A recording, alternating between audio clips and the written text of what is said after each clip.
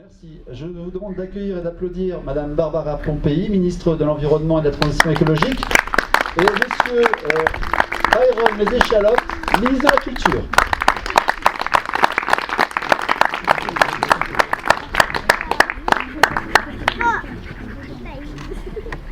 Monsieur le maire, Monsieur le ministre de la Culture, mon cher collègue, Madame l'adjointe à la culture, mes chers compatriotes, pour évoquer d'emblée ce qui nous réunit ici, à Plérin-sur-Mer, aujourd'hui, et aussi pour nous redonner un peu d'espoir au cœur de la crise que traverse actuellement notre pays, laissez-moi porter à votre connaissance d'autres heures sombres qu'a connues la France, des temps douloureux dont elle a su cependant ressortir plus forte.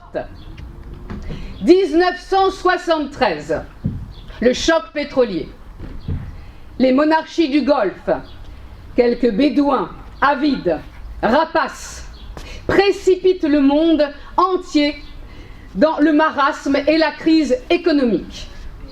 Rappelez-vous, mes chers amis, ce que nous disions alors.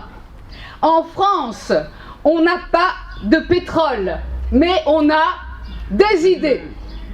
Eh bien, 50 ans plus tard, en France, nous n'avons toujours pas de pétrole, mais nous avons du plastique.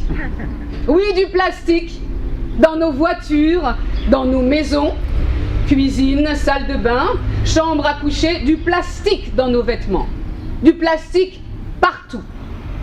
Et incidemment, je dirais presque fatalement, tant notre peuple a toujours su cultiver une douce insouciance du plastique, des déchets, entre guillemets, sur le bord de nos routes, sur nos plages, dans nos campagnes, dans le ventre de nos tortues, dans la panse de nos goélands et aussi, malheureusement, quelques nanoparticules de ci, de là, dans les cheveux et les urines de nos nourrissons. En 2021, nous avons donc du plastique et nous avons toujours des idées. La preuve en est brillamment faite ici aujourd'hui à Plérin-sur-Mer par le fruit de l'imagination et du labeur de ces trois jeunes talentueux et artistes d'Écheland. Et je vois s'exprimer ici aujourd'hui, avec vigueur et éclat, tout le génie de notre nation et de notre race. Oui, mes chers compatriotes, le génie français, qui de tout temps nous a rendus forts dans l'épreuve et qui nous permettra encore de ressortir plus forts de toutes les crises, celles que nous venons de traverser et celles qui se présenteront à l'avenir.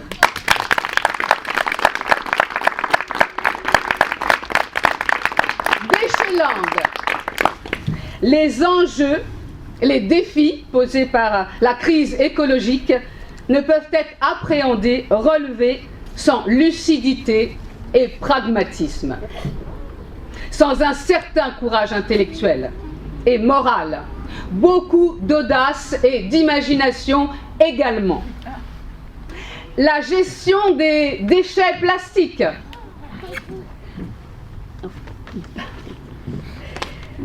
la trajectoire zéro déchet vers laquelle souhaitent tendre quelques idéalistes, quelques idéologues, porterait un coup fatal à l'un des fleurons de notre industrie nationale, la production de matières plastiques, entraînant ainsi la perte de centaines de milliers d'emplois. Reconnaissons ensemble que notre pays n'a pas besoin de cela en ce moment.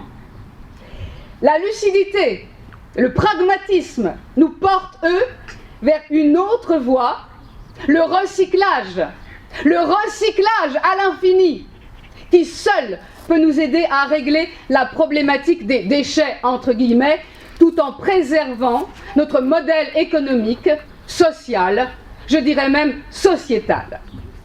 Mais cette voie exige de nous une véritable révolution, tant dans les mentalités que dans les gestes du quotidien.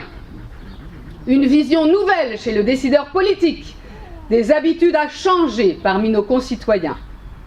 Là où jadis on parlait en termes de déchets, il convient désormais de penser ressources.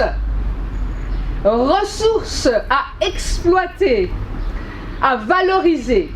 Et pourquoi pas, grâce aux loisirs et au divertissement, comme nous y invitent ces 3 jeunes et talentueux artistes avec Déchéland.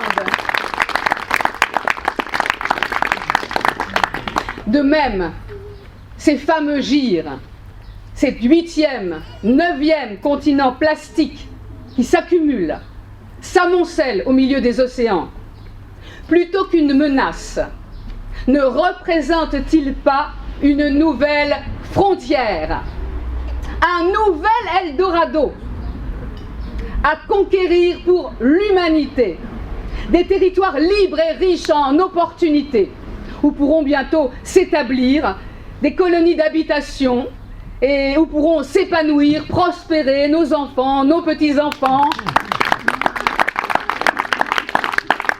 Oh, bien sûr, parlant de cela, je les entends déjà résonner à nos oreilles, les Cassandres, le concert tumultueux des yakas, des faucons, des donneurs de leçons, les écolos bobos, pour ne pas les nommer. Au nom des générations futures, ils veulent nous priver des ressources du présent. Alors, pour leur répondre, Monsieur le ministre de la Culture, chers confrères, je citerai l'un de nos plus illustres écrivains.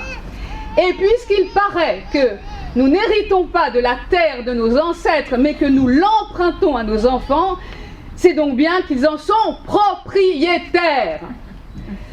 Eh bien, je vais vous dire une chose, ces propriétaires, si peu soucieux de leurs biens, ces adolescents cramponnés à leur smartphone, plus préoccupés de leur popularité sur les réseaux sociaux que par l'état de la planète, ces vauriens incapables de ranger leur chambre, ces enfants qui s'abrutissent à longueur de journée devant Gulli, et même ces bébés, vissés aux poitrines de leur mère, comme la bernique sur son rocher, s'ils ne sont pas contents, qu'ils se démerdent. Merci.